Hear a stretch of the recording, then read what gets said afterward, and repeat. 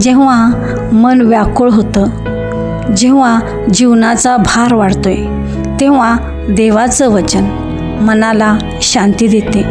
डोळ्यात अश्रू असतात पण मन शुद्ध असते.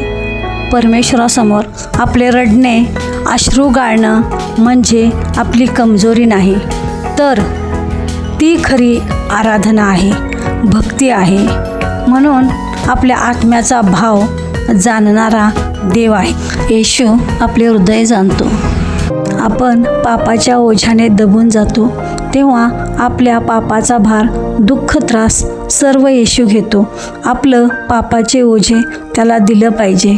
मत्तई 11:28 येशू म्हणतो, अहो कष्टी भाराक्रांत जन हो, तुम्ही सर्व माझ्याकडे या, म्हणजे मी तुम्हाला विश्रांती देईन.